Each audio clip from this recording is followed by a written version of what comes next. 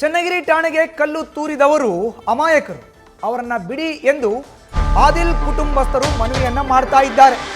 ಚನ್ನಗಿರಿ ಠಾಣೆಗೆ ಕಲ್ಲು ಯಾರೆಲ್ಲ ಹಾಕಿದಾರಲ್ಲ, ತೂರಿದಾರಲ್ಲ, ಅವರೆಲ್ಲ ಕೂಡ ಅಮಾಯಕರು, ಅವರನ್ನ ಬಿಡಿ ಅಂತ ಆದಿಲ್ ಕುಟುಂಬಸ್ಥರು ಮನವಿಯನ್ನ ಮಾಡ್ತಾ ಇದ್ದಾರೆ. ನೀವು ಬಂಧನ ಮಾಡುತ್ತಿರುವವರು ಅಮಾಯಕರು, ಈಗಾಗಲೇ ಮಗನನ್ನ ಕಳೆದುಕೊಂಡು ನಾವು ದುಃಖದಲ್ಲಿ ಇದ್ದೇವೆ, ಮತ್ತೆ ನೋವು ಕೊಡಬೇಡಿ, ದಯವಿಟ್ಟು ನೀವು ಯಾರನ್ನೆಲ್ಲ ಬಂಧಿಸ್ತಾ ಇದ್ದೀರಾ ಅವ್ರನ್ನ ಬಿಟ್ಬಿಡಿ, ಕೈ ಮುಗಿದು ಬೇಡಿಕೊಂಡ ಆದಿಲ್ ತಂದೆ ಕಲೀಮುಲ್ಲಾ. ಎಲ್ಲ ನಮಸ್ಕಾರ. ನಾನು ಏನಪ್ಪ ಹೇಳ್ತೇನೆ ಅಂತ ಹೇಳಿದರೆ, ಈ ಹಿಡ್ಕೊಂಡು ಹೋಗಿರೋ ಹುಡುಗರಿಗೆ, ಎಷ್ಟೇ ಹುಡುಗರಿಗೆ ಅವರು ನನ್ನ ಮಕ್ಕಳಿದ್ದಂಗೆ ಮಕ್ಕಳೇ ಅವರು, ನನ್ನ ಮಗ ಇದಾಗಿತ್ತಂತಾನೆ ಅವ್ರು ಬಂದಿದ್ದು ನಮ್ಮ ಕಡೆಯಿಂದ. ಅವ್ರಿಗೆ ಯಾರಿಗೂ ದುಃಖ ಕೊಡಬೇಡಿ, ದಯವಿಟ್ಟು ಅವ್ರಿಗೆ ಬಿಟ್ಟು ಕಳಿಸಿ, ಎಲ್ಲಿಗೂ ಹೋಗಿ ಹಿಡಿಯೋಂಗಿಲ್ಲ, ಹಿಡಿಬೇಡಿ ನೀವು. ಇಷ್ಟು ನಾನು ನಿಮಗೆ ಹೇಳ್ತಾ ಇದ್ದೇನೆ. ಈ ಮಕ್ಕಳಿಗೆ ತಗೊಂಡೋಗಿ ನೀವು ಹಿಡಿತಾ ಇದ್ರಲ್ಲ, ನಿನ್ನಿಂದನೂ ನಮ್ಮ ಹತ್ರ ಬಂದು ಕೇಳ್ತಾ ಇದ್ದಾರೆ.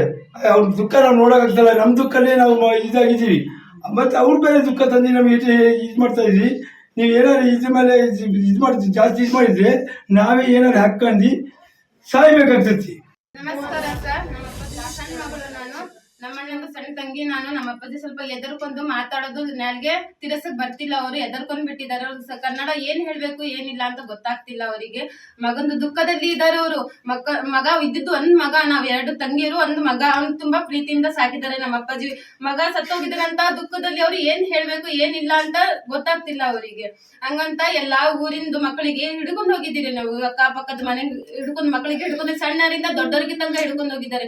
ಅವ್ರ ಹೆಂಡತಿ ಗರ್ಭಿಣಿ ಇದ್ದಾರೆ, ಒಬ್ರದ್ದು ಮುದುಕಿ ತಾಯಿ ಐತೆ, ಮುದುಕ ತಂದೆ ಐತೆ, ಸಂಘಗಳು ಮಾಡ್ಕೊಂಡಾರು. ಅವರು ಯಾರ್ಯಾರಿಗೂ ದುಡ್ಡು ಕೊಡೋದೈತೆ, ಅವ್ರು ನೀವು ಅವ್ರ ಮಕ್ಕಳಿಗೆ, ತಮ್ಮವರಿಗೆ, ಗಂಡವರಿಗೆ, ಅಪ್ಪರಿಗೆ ಹಿಡ್ಕೊಂಡು ಹೋಗ್ಬಿಟ್ಟಿದ್ದಾರೆ.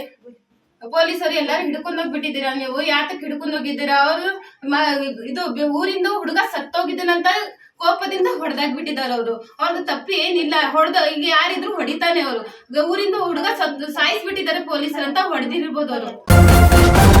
ನ್ಯೂಸ್ ಫಸ್ಟ್, ನಿರ್ಭೀತಿಯಿಂದ ನಿಮ್ಮ ಪರವಾಗಿ.